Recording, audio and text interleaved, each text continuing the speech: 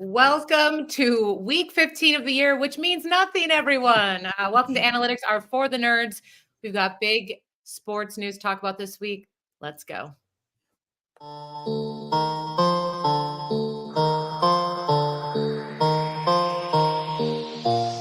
Pick it up, pick it up, pick it up, pick it up. You see the drippy, I'm fitted up. Hop in my car and the giddy up. Secure the bag, yeah, I get the bus. Pick it up, pick it up, pick it up. You see the drippy, I'm fitted up. Hop in my car and the giddy up. Secure the bag, yeah, I get the bus. Pick it up, pick it up, pick it up. Guys, we have some bad news out of One Bills Drive. We got some bad news. How are we feeling? Ryan smiling, Lou smiling.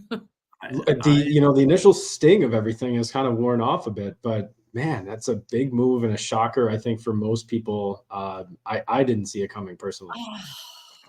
Whoa. And Louis, you have new house guests. Is that why you're smiling? Because I have my mom's cats who have disappeared for 2 days. I've not seen them since they came here, and one's kind of peeking out. I think he's a fan of your voice, Allie. I think as soon as we started talking, he started coming out. I think he's trying to find you. He's like, "Who's that dude?" And it's like, "What do you mean?" No, I have a lower range voice, so that's so nice. Very sweet. Everyone have a good holiday weekend. If you celebrated, good. Good, yeah. I was in Toronto celebrating. Christ. Yeah, what did you go to a concert? Can we talk about that? Do you want to talk about it? What was the concert? I saw a really great concert called The Last Dinner Party. They're from London. They have a great song called Sinner, really good. I don't work for them, so I really don't need to push their brand. But it was a good little weekend, with the Canadians. But all right, that's about it. That excitement is how I felt all day. So we've got a really exciting guest that's going to come on and talk about the news from Orchard Park. Hello, Pat. How are you? Welcome back. Good. Yeah. Excited to talk about this Stefon Diggs trade. Crazy. I was out when it happened, and I was like, guess I'm going home and updating some best ball ranks. Yeah. So I'm someone that does not, I don't mind change, but I like the Bills as they are. I don't need to ruffle any feathers. So let's talk about what happened. Apparently, when you turn 31, you are no longer viable. So our lovely Stefon Diggs is no longer with the Bills. He is now going to the Houston Texans for some, I don't know, like 19th round draft pick, which seems to. Is that like just another dig at him that the second round? No, honestly, I mean, we're going to talk about some, sure, but honestly, the second round pick was good compared to comps that, Keenan Allen got a fourth. Who else got a fourth earlier? Yeah. Not taking on his money. And I know that we still took a bunch of dead cap, but that was a pretty good get, I think, for Stefon Diggs when you kind of see what the rest of the league has been. Right away, I guess the first initial thought I had was, where are they picking? I forgot that they didn't have a late first. So my thing was okay, I could see a late first, but it did not shock me at all that it was a second. 2025 second becomes a little bit more of a third, I guess, in the value. It's the Vikings, right? Yeah. What's that? It's the Vikings one. So it could be an early one, That could be pretty good. Yeah. Yeah. There was a great stat that I would love you guys to pick apart. Our friend of the NFL, not friend of the show, Kyle Brandt, said that Diggs' last game, which this might have something to do with his trade value. Last game, 8 targets for 3 catches and 21 yards. And he had that very bad drop. Doesn't really show up in playoffs. And the Bills are really trying to, again, make it to the playoffs and make it a little farther this year. What do you guys think about Diggs' numbers? We're talking fantasy here. How do you think he's going to look in Houston? Is their quarterback going to be as good as Josh Allen with him? What do we think? Where we started. Anyone want to go? Yeah. Do you want to go, Pat? I mean, it's tough because in the fantasy football world, we're Oh, excited about Nico Collins. He's been like the 15th pick overall in the big board so far on Underdog, and it's like, I mean, that's looking a little bit frothy now. And then Stefon Diggs has been kind of the 2-3 turn. So are you, I think you're probably dropping both, but how far? And then Tank Dell has been in like the mid third, so he's going to drop some too. My concern is that like Diggs was the clear number one in Buffalo, and he goes to Houston, and they just showed they can get like a lot of production out of like Noah Brown. So I think, it's more about the scheme and the quarterback and kind of how it's all fitting together. And I think he'll have some really good games, but I do think this hurts his value at least a little bit because he's definitely not going to be like the clear number one. I think in some ways this might be a little bit similar to the 49ers offense where like different guys are popping up each week. I don't think it'll be as kind of clear cut as he was in Buffalo. And then we also had the decline at the end of last season, which is a little bit tough for me to figure out if that's like a decline from an aging player or kind of a blip. And, he returns kind of closer to what he was in the beginning of last season, which was really good. Yeah, before the offensive coordinator change, he was on pace for a career year. So let's not, I don't want to put that past him, or I don't want to make that seem like that wasn't. I'm not blaming age here. I mean, this is the age that normally players are going to start dropping.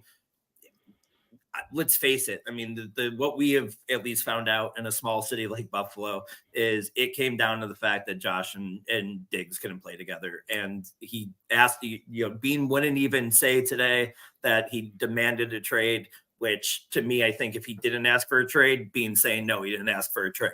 I think he was trying to protect Diggs a little bit there. And that means he was just trying to do right by both players. I think that their relationship was that bad.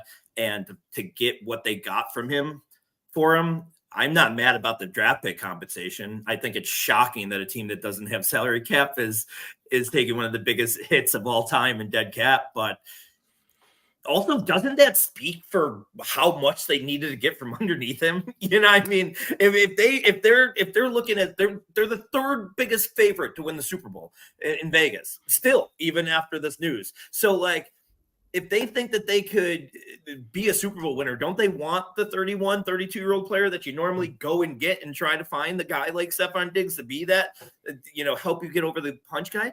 The fact that they were like, no, I don't want him here, not even to help us this year because they're pushing off the compensation, and you take that kind of hit, I think they needed to move on from him. And I don't want to sound like I'm just but addition by subtraction's a thing. And if that relationship was really getting bad, and I think from all accounts it was this year, I think it was good to move on here. I agree with you, Lou, that it was an interpersonal issue that I think at least contributed to the Bills' decision to move on from Diggs. But I actually think that the struggle was probably more with McDermott and the coaching staff than Allen. I think that they looked at this receiver and Bean talked about it, right? He's malcontent. It's growing, and they figure, look, we can get out of this. We're going to draft a receiver. Maybe it gives us ammo to move up. I think that's a very real possibility. You look at, something similar to what the Falcons did with the Browns back in, I think it was 2011. So I think that that's their grand scheme, their grand plan. But looking at and going off of what Pat was saying, I like the 49ers as an example of kind of receivers that are kind of vulturing each other's targets and yards. I also think they're kind of a souped up version of what the Packers are, because I see them as a very similar receiving core. You have so many pretty good options. I think Diggs and actually Tank Dell, I still think I'm higher on than Collins.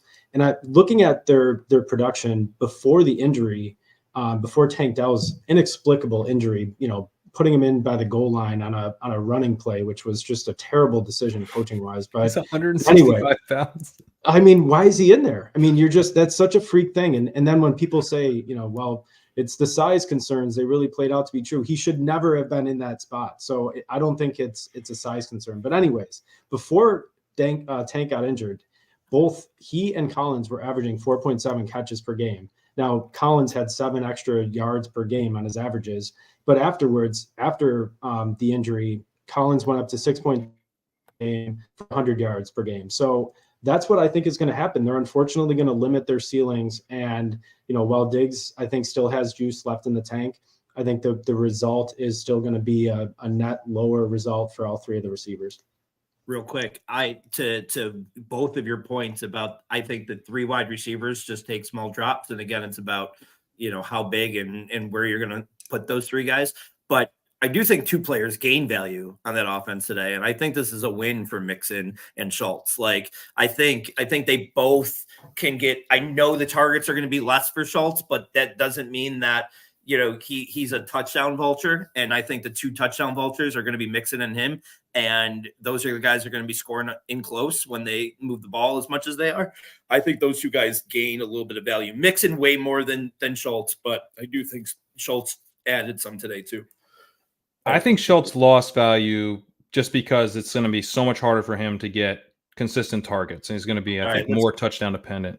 But Mixon, go on. Sorry. Mixon definitely gained value and potentially a lot of value. I bumped him up into the 5th round in my ranks today, and I assume because he's been going in the 6th, you can get some today, but then it's kind of like you're gonna have to wave goodbye at that point. I think he goes up into the 4th round or maybe higher. Could be in the 3rd round by August. I think people could end up getting really excited about Mixon, which I'm gonna have trouble getting fully on board if he does rise up boards a lot, because it's Joe Mixon. He's never really been that good, but I mean, I think he's pretty clearly is going to be the lead back, and they just signed him a new deal for no reason. And so it's like he's always been kind of like a reflection of the offense, and that offense has been the Bengals, but now it's like another really good offense. So I think it's going to be a guy I'm probably going to be nervous about not having a ton of.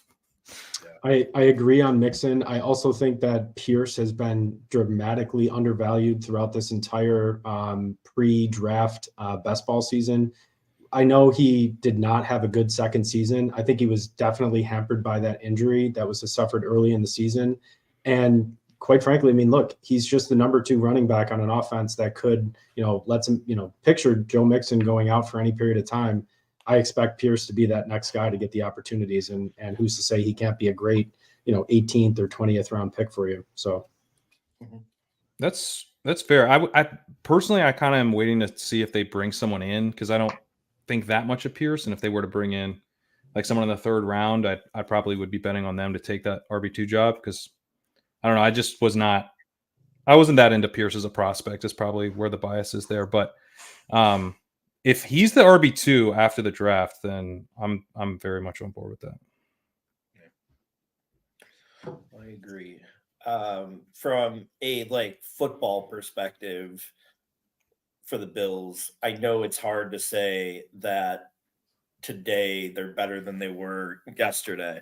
But again, I think that this only, like Ryan said, this only leads them to have a little bit more ammo to trade up. I think that they I did a pod with Liam today, Chess Liam, and he's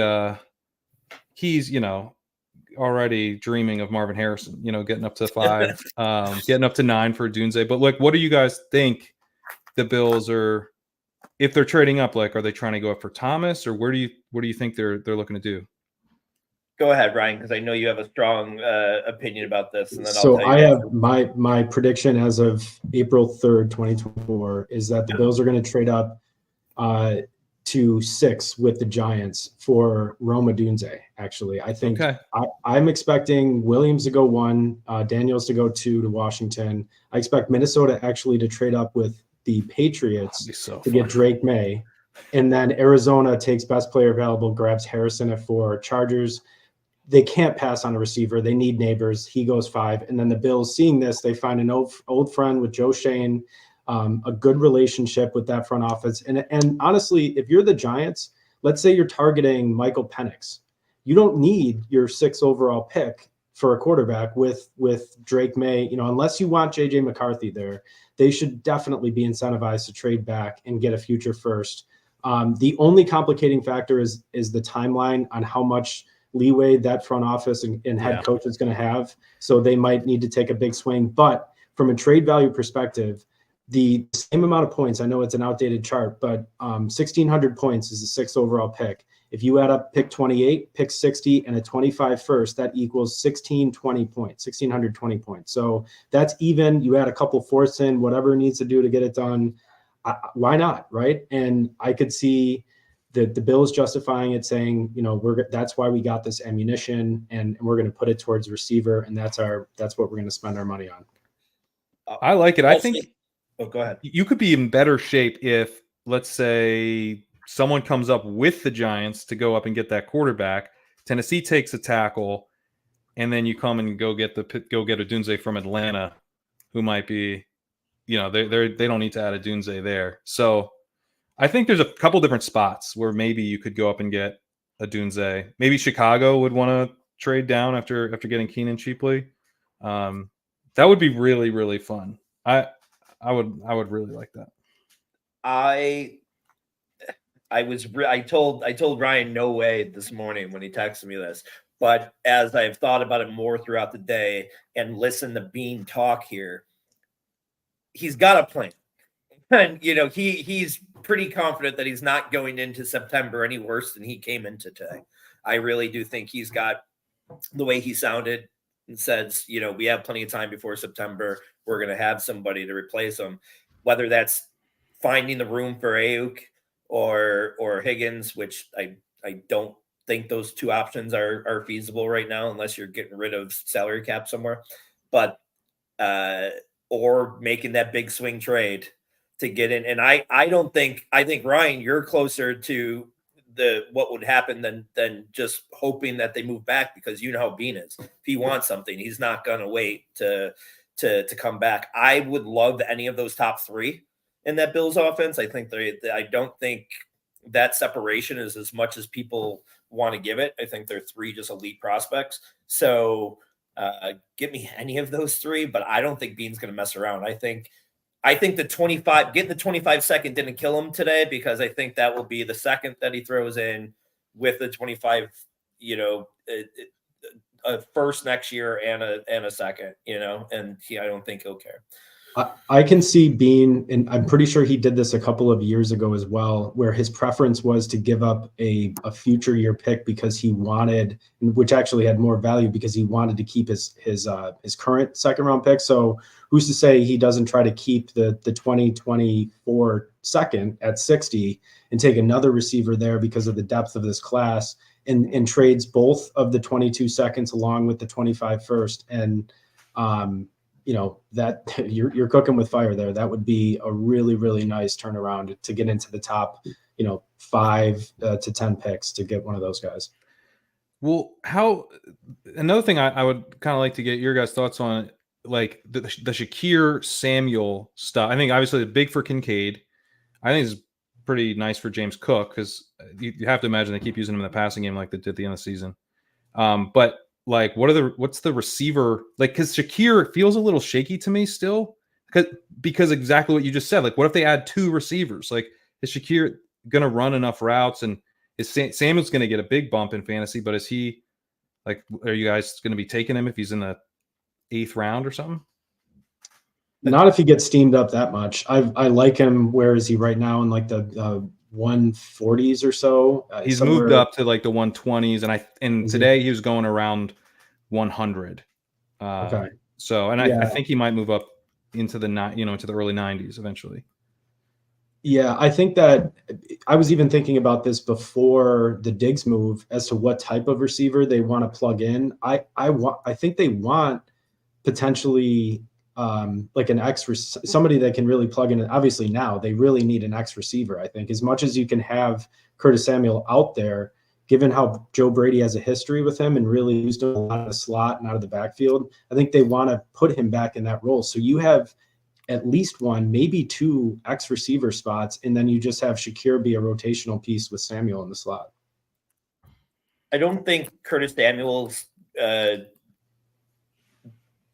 draft capital today should change at all. I think he's going to have the same role. I don't think that his role changed at all. I think Kincaid is to the moon. I mean, Kincaid is going to be 100 catches plus next year, and he's going to be the Kelsey in this offense. I can see the comfort that Josh had him even in the second half of the year. And then I like Shakir a little bit more today. I don't know how much he'll get steamed up, but he is going to be a safety blanket. I know that sounds crazy as a 3-year player that he's only been around for 2 years, but he's going to be someone Allen's comfortable with. He got super comfortable with him last year, and he runs those short, intermediate routes. Like, he's going to go to him a lot. So I think Shakir adds value. I think Samuel the same exact.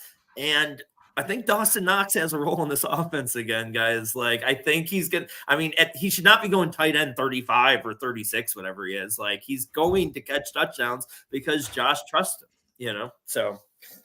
Yeah, for a while, Davis Allen in LA was going before Dawson Knox. So, yeah, I think it's time to get him at least up a couple spots. I agree. What about James Cook? Are you guys excited about him? I mean, obviously, he's very explosive, but they could draft someone. He might not get touchdown, so he's like a tricky eval. But this has to be good for his pass catching. I would co-sign your comments on Cook with the caveat that I do think they're still going to draft someone this year to pair with him. But that was going to be their plan all along. I think in 2024, there's no such thing as a true workhorse running back unless you're Christian McCaffrey or one of the true elite guys. So, and even then, they're still going to try to split some time off of his workload. So, yeah, he's going to have an uptick in receptions, and even if it means a downgrade for his playing time with another back in the backfield, he's still going to have, I think, a RB1, low end RB1 season is my prediction for him. He's the most valued player on a draft board right now. To me, I have like 70% of them. Like, I just find myself just hitting him too much. Now, did I expect this to happen with Diggs? No, but do I think it really changes his value or pumps him up or pumps him down either way? Not really. I think he'll get, like you said, some elevated targets, but he's never going to be the red zone guy. So that doesn't really change.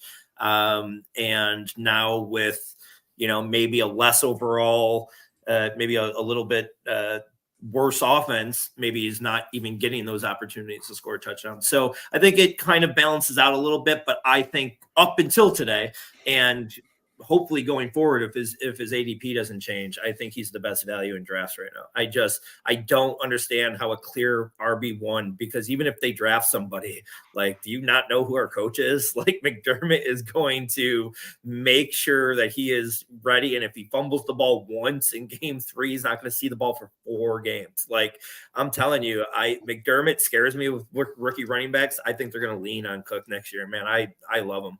Unless it's Cook that's one fumbling the ball. Yeah, that's what he does. Well, at this point, Cook's the veteran, so he's the Latavius Murray on the team now. They'll give him the old. No, you know what will happen in that case is Ty Johnson will be getting 22 carries for 130 yards.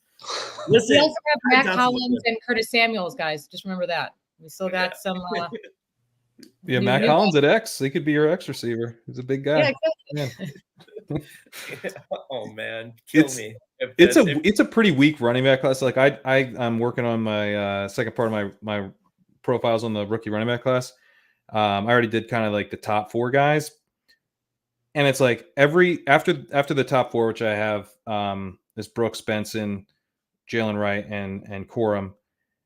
Everyone after that, I would write them up and lower them in my dynasty and best ball ranks. Like, this is not a profile that I'm that into. And I kept doing that with every one of them, because it's like there's a lot of red flags, and obviously they could land in good situations, and this would be one of the situations where you get at least a little excited. But there's some real kind of like 3rd round rookie pick type of, there's a lot of that type of profile in this draft class, where it's not like they're dead to do anything, but just kind of a little bit of thinner bet. So I think even if they do draft someone, and I think you're right, they will, it's not, if they were to draft like a Trey Benson, that would be mildly concerning for sure. Maybe more than mildly. But a lot of guys wouldn't move the needle a ton.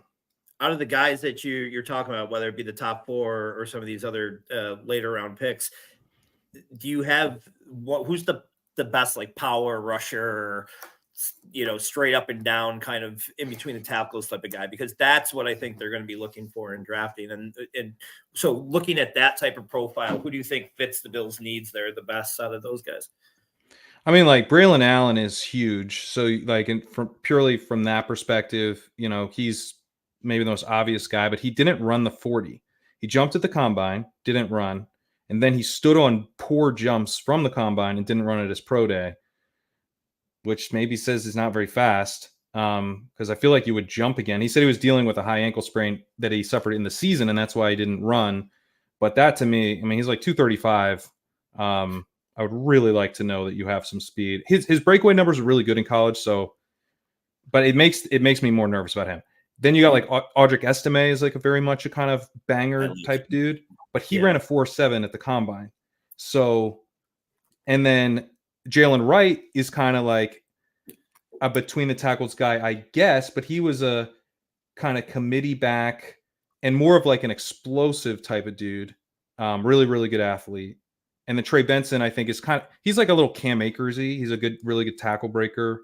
Not like a huge power back, but I think could be kind of the early down guy. He would be the guy that probably concerned me the most. Jonathan Brooks is my favorite running back in the class, and he's like a little DeAndre Swift-esque, I think, or a little Travis Etienne-ish. So he'd be kind of a weird back to pair with James Cook, and he's coming off a torn ACL that he suffered in November, got surgery in mid-December. So he wouldn't have a huge impact on Cook early season. I think of that group, I would love for the Bills to get their hands on Jalen Wright. I don't know if it's going to happen based on draft capital and I think how they want to allocate their resources in the draft.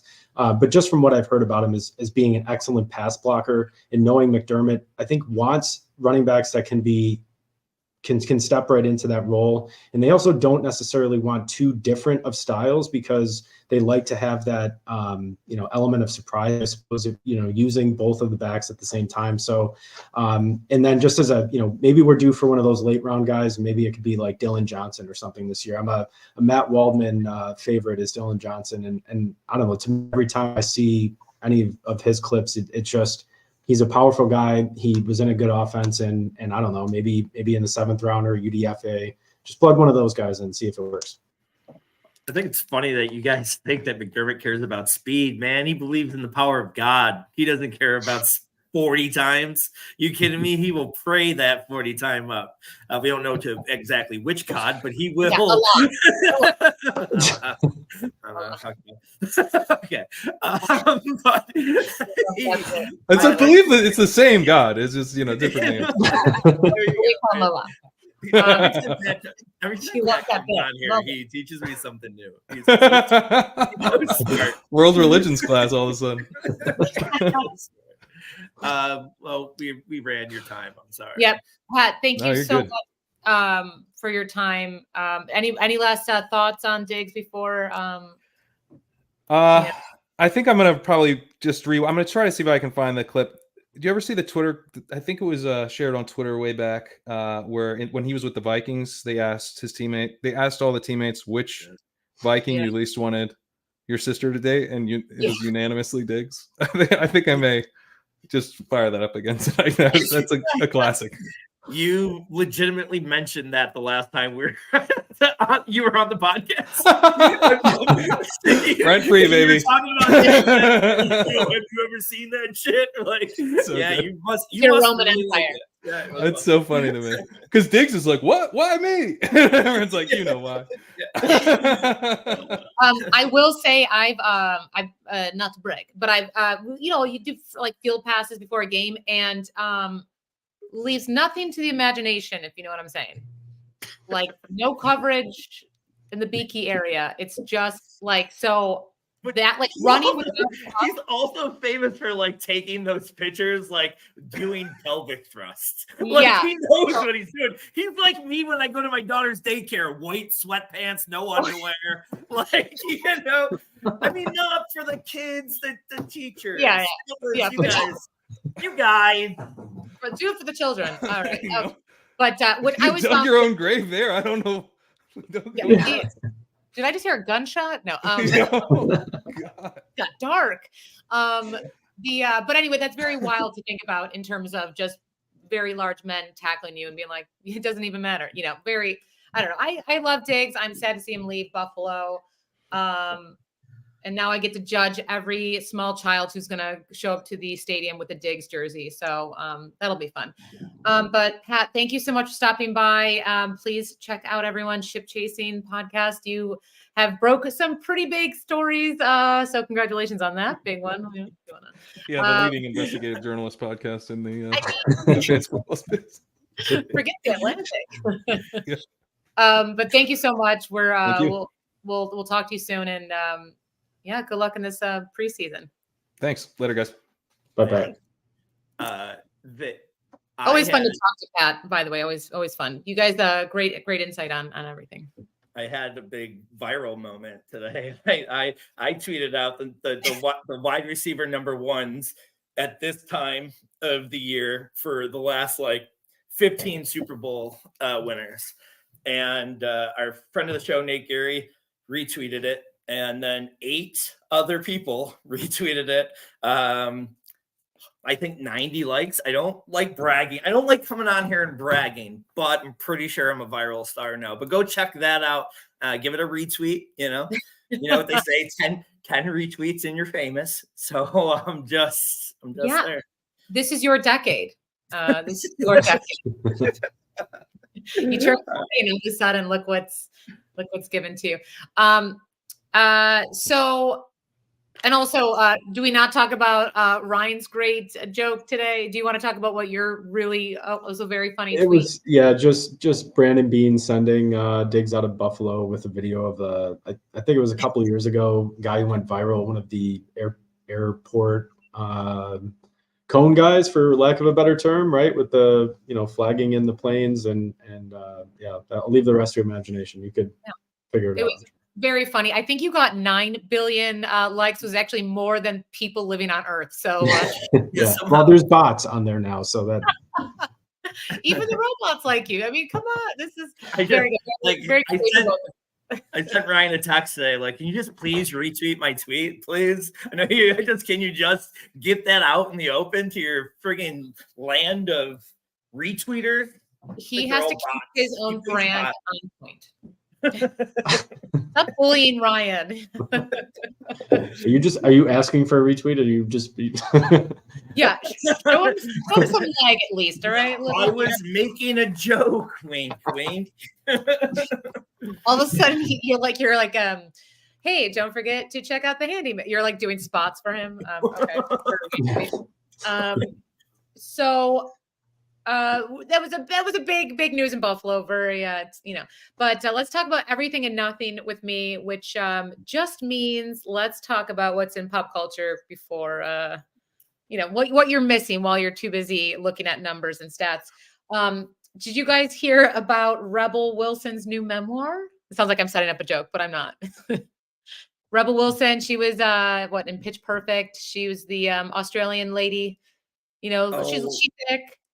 I did Google what she looks like, just so you know who I'm talking about. Because then, and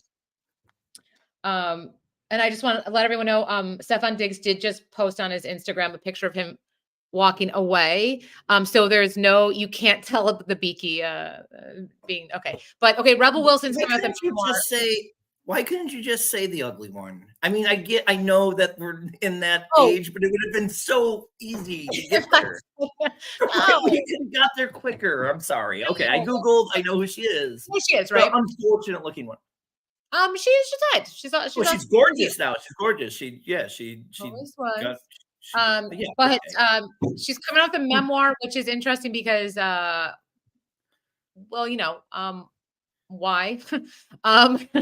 I don't care. But also, let's be honest. Barbara Streisand's memoir, more okay, not Rebel Wilson. Also came out the memoir this year. If you guys haven't read it, it's long. But she came out and said that Sacha Baron Cohen was a monster to work with. Wanted her to do a little butt stuff on camera, which is fun for movies. And then she also, it just came out that she lost her virginity at 35, which is a choice, right? So like, okay. So I guess my first question, Ryan, can women be incels? Listen, for a while you could have just been making up names other than Sacha Baron Cohen, or I know that is, but Reba Wilson, you could put her, she could be sitting in this room. I wouldn't know who she is. So, Rebel, what's her name? Rebel. She was she in Bridesmaids? She was in, was it 40-Year-Old Virgin? Oh, okay. Is it the heavier set girl? The one that you did not apparently remember. I mean, listen, if she was a virgin until she was 35, I'm not the only one with that opinion. I'm sorry. Ellie says against the wall if she didn't get laid until she was 35. Yeah, I mean, there's that, right? And then this is the other fun thing. This is a memoir, which is just another name for a bad tell-all. She said, Rebel Wilson has claimed that Adele, quote, hates her because she doesn't want her fatness to rub off on her. So, which is right. So do we just think Rebel Wilson is really mean, or is that does any of these stories make you think, wow, I wonder what other juice is going to come out of this book? I'm going to buy it. What more the bacon? only thing I'm wondering is who was the heavy set woman in 40-Year-Old Virgin, because that's one of my favorite movies. I have no idea who you're talking about. Who was it? Was that 40-Year-Old Virgin, or was that Bridesmaids? I know she was in Bridesmaids, but then she was like the funny roommate in one of those movies. It might just be Bridesmaids. No, because Bridesmaids have an IMDb account because everyone hates her. Wait, I don't think Rebel Wilson was in Bridesmaids. Wait, I don't. Hold on. Yeah, I think she was the roommate in Bridesmaids. You're right. Okay, yeah, she had did you see Bridesmaids, Ryan? No, never seen that. I just looked up a picture of her. I've never seen this woman in my life. What? Well, that look her like up. Someone on Dateline who literally dated her for like 5 years. Look up a picture of her from 2019, and you might. I'm just saying, very good transformation. I am. I've seen. Yeah, I've never seen her in my life before. Well, Allie, this is funny. Our friend, I'm in a fantasy football chat, and one of the guys tagged us in it and was like, someone was talking about tight ends, and we were supposed to talk about tight ends today. We're not going to get to it, but that's right. But someone was talking about tight ends, and the one guy goes, Louis used to talk a lot of tight ends on his podcast. Now they just talk about the Queen in England and draft dumb shit. It was the best shout out ever. It's also, remember, we're playing would Ryan date her or would Louis date her? And I think this goes into Louis yes, Ryan no. All right. That's so great. Anything else about Rebel Wilson? I'm a Sacha Baron Cohen fan, so I'm. That's. It seems like he's the kind of actor and comedian that he's very serious in real life too, and that if he thinks you're not smart, he probably does not give you the time of day. He seems like that kind of guy, and I'm sure she probably was annoying or something and did that. I don't know, but it's just sticking up for the ladies. I love that he just can get away with anything, which is kind of fun. I also heard that she told a writer on set from like another movie. Again, I won't know which movie it is because really not Bridesmaids. And she said like, "Oh, your script sucks. Let me rewrite it." And then she just crossed off the writer's name and wrote hers and then handed it back to them, which is kind of funny, but also like, okay. All right. That's about it. Again, Kate Middleton still with us, I think. And that's about it. That's everything and nothing with Allie. We're gonna learn so much by the end of this year.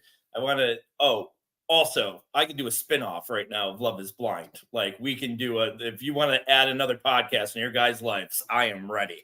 It is the best. It's so good. Do you watch Love on the Spectrum? I Love on the Spectrum. Amazing. Abby would be my I get jealous when I see pictures of her and that dude because I'm like, that was the love of my life. She really, she's a sweetheart. I love it. Yeah. It's Louis' type, not Ryan's. We'll say that again. Again, I just have not seen either. If I didn't get us canceled in this episode, you're getting close. It's like 2 in a row for you now. And if anyone needs a good ugly cry, Love on the Spectrum, people who are on the spectrum, so great. And it's really special and beautiful. And clearly Ryan is a monster and doesn't. Yes, that's the reason I'm not watching it. So since we've lost all of our viewers, I know because Stefon Diggs was known as a villain to some, or most. A lot of people have their views on him not being the best guy in the locker room. So we are going to draft the best villains, or worst villains, or just villains. So your favorite villains is fine. Yeah. All right. Draft order coming up. Ryan, you're the 1. I'm the 2, and Allie 3 in the round. So, congrats to Ryan. This might be your first in a while. Yeah, and I'm actually very excited about the first pick. And just generally speaking, I think I've had a couple of drafts in a row where I've just been off my game. I'm picking the wrong things. I mean, or drafting categories that are just way outside my wheelhouse. And I think I'm back in. And it's a clear, easy one to me. 101 is Shooter McGavin. He is the number one villain because the best villains of all time are ones that you secretly love, right? And Shooter McGavin is hilarious. And he's a Bills fan, which is only just an added bonus. He's the best villain of all time, in my opinion. So I'm very happy to get him with the first pick. Such an amazing pick. And then just to kind of piggyback, hey Lou, who won last week's draft that you shut up? I'm a little behind. That's what we'll do. We'll do 1 a week, 1 a day for the rest of the week. Okay. Pay attention to our socials all week. Oh, real quick while I'm at it, next week, Stacey Perez is joining us for the whole episode. I don't know if you remember Stacey. She'll be on with us next week for the whole episode, and she's excited. We're excited. Yeah, stay tuned for the post later this week. From week 11, you're going to be able to vote on whatever we drafted that week. I think I'm 5 behind. I do think I'm 5 behind. So maybe if I do 1 every day of the week. Oh my God! Oh wait, no, we're in the middle of the draft. So pick number 2. Great pick, Ryan. Thank you. Pick number 2. I gotta go, Jenny from Forrest Gump. I mean, underrated villain, but she's just treated Forrest like shit. Ended up sticking with him after she was gonna die or have AIDS or invest them with what she's the true villain. She's the true villain that nobody saw coming in that movie. And she was my 101. So I'm glad I get her with the second pick. Great pick. I'm going to go, I'm going the feminist route for this one, and I'm going Tanya Harding. That's good. I had her on my list. That was good. Such a good villain that it was turned into a movie. And was she the ice skater? I don't know who Tanya Harding is. Come on. I would say Google her, but no, that is stupid. How old are you again? 34. You should know. How should I know? Who is this? Okay, time out. 1, it's again one of those things. Ryan, you would not date her, but Louis would. 2, she's the one that her boyfriend beat up knee. Nancy Kerrigan, the Olympics in the 90s. Yeah, the ice skater. Yeah. I did. I thought that was my first guess. Was the ice skater? Okay. I said, Okay. who was that? The ice skater? That's what. Oh, I thought you said who was that? We were like, Yeah, okay. That's what I You- thought. you That's who I kinda thought it knew. was. Yes, I Okay. do Okay, remember. I so mean, I was follow-up fine, question: but would you, Jake? Yes, I would. cannot remember what she looks like, but I just know the story. Especially if the Margot Robbie version.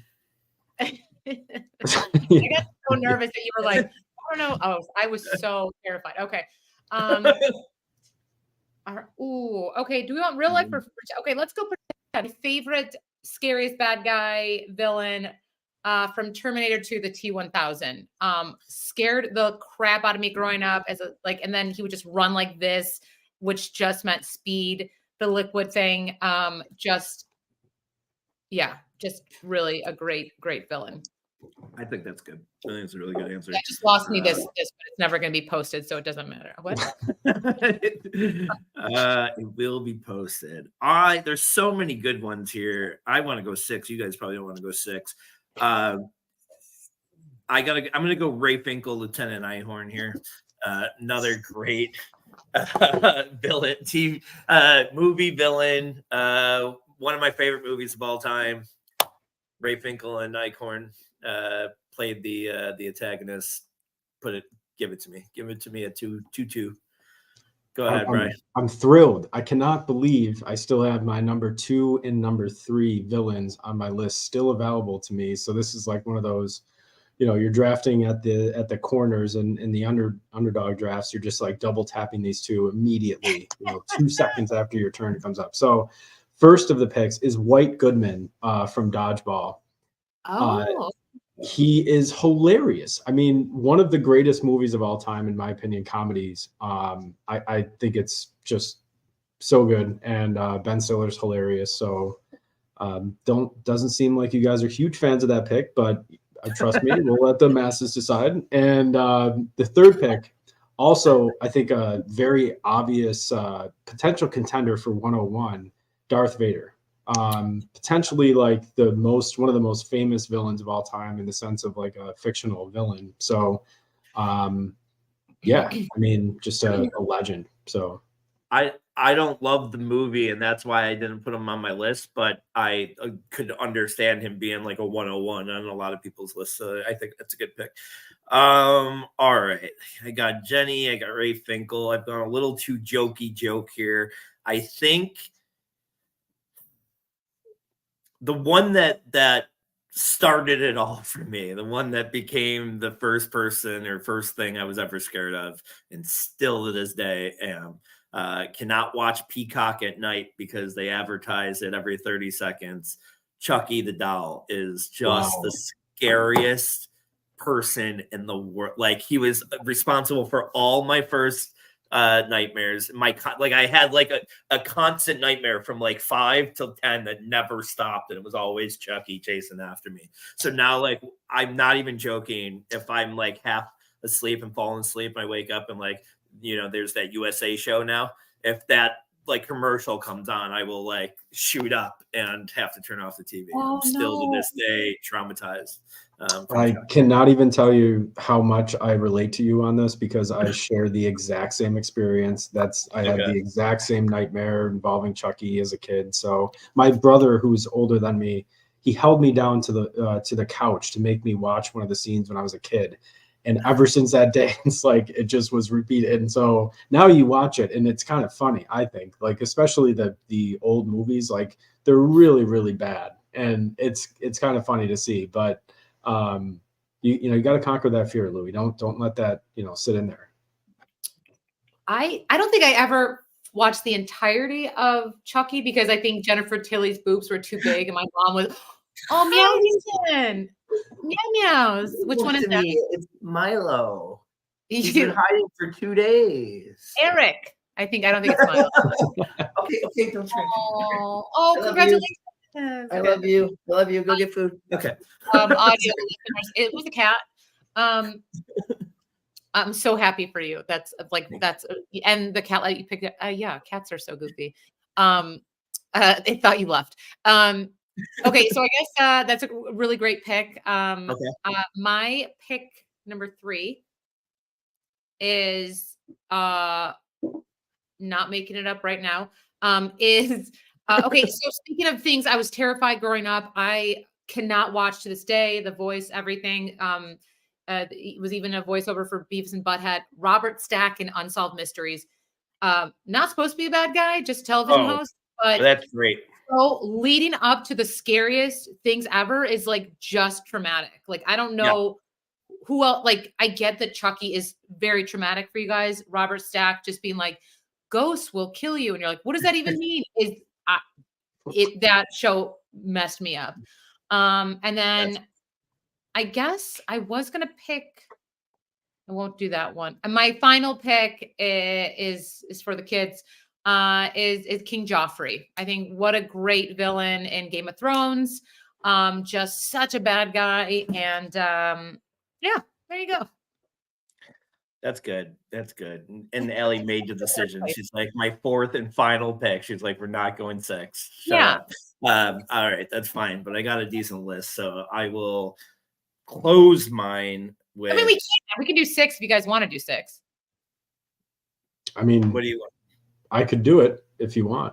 It's fine. I could do it if you want to. All right. Yeah. Let's go through. So I would like 6 because I got a couple more that I really want to do. All right. So here then I want to go with I'm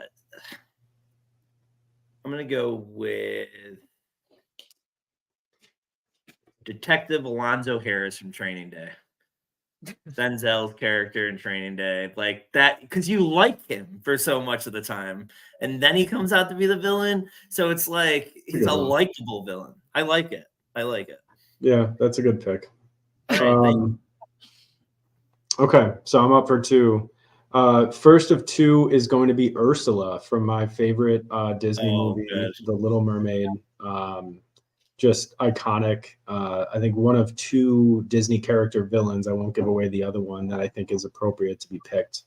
And my next one, this is where I start going just kind of like weird / like my own picks, but I'm going to go with Jack Eichel here. And this is a definite local pick, but just the way that everything happened, and this is coming from someone that was so excited to get him here and believed that he was like just a step below McDavid, and just the way that he left and kind of trashed Buffalo afterwards and just kind of showed his whole ass the one time after the game. And I don't know. So he doesn't make a good impression with me. I think it's fun to have him as a villain. So Jack Eichel's my 5th pick. I like that. That's good. My 5th pick. It's gonna be hard. I'm gonna go, and this is the one time, like I think making it a specific something is actually better than taking the whole group. And what I mean by that is I'm going to take the Heath Ledger Joker. I think the other Jokers are great. Don't get me wrong. Like I think everyone's nailed it for the most part. But I want the Heath Ledger Joker and that specific one because man, did he crush that role. Yeah, that whole movie is just so rewatchable. Every time it's on. Just okay. Yeah. So that's good. All right. I'm glad that I got that. Allie, 5 and 6, right? 5 and 6. Okay. So we're gonna go Rocky 4, Drago. We're gonna go. I mean, you kill Apollo, you're a monster. And Russian, very topical now, still bad guys. Okay. And let's go. My number 6, the classic villain, Mr. Burns from The Simpsons. Oh, that's good. That's good too. That's a good one. All right. My 6th and final pick. Got a few options. I was gonna go with my dad. I'm not gonna do that. I think I was gonna go with Amon Goth from Schindler's List just for the running bit, but I still haven't seen it, so I don't want to use that. But it would be funny to reference it again. What I will go with is between a serious one and a Dr. Evil. I got Dr. Evil is a great villain, and my other one I know you're not going to pick, Ryan, but the one I was choosing it was comic book Negan, and if the TV show, I was going to take that. Oh, shut up! No, you No, weren't. I'm kidding. I have no idea what that. That was the most believable he ever was. But if the TV version of Negan was better, I would have picked Negan there. But the TV version kind of ruined it for me. So I will go Dr. Evil here and get another humorous one on my team because I think he's iconic with movie villains. Go ahead. Where do you finish it off? Okay. I'm going to go with Teddy KGB from Rounders as my last villain. And again, it's a niche pick, but I love the movie and he's a likable character. Pay the man his money, the famous lines. There's just so many good parts from that movie. So he's a good movie villain. So we'll end there, which I guess I went every villain that I picked was from a movie. There's a couple honorable mentions.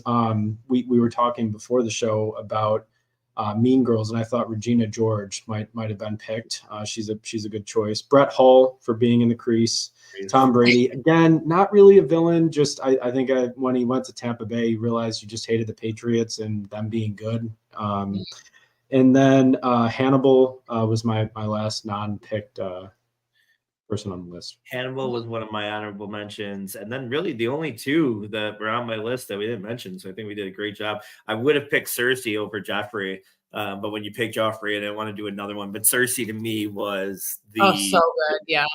So and again, Joffrey was great. Yeah, I think you hate it. I think I liked Cersei too much, maybe to be the truth. Like Joffrey, yes, you hated and like it was exciting to see him die. Cersei was almost likable as a villain, but that was it. And then the Trinity Killer. I don't know if you guys were Dexter fans, but love Dexter.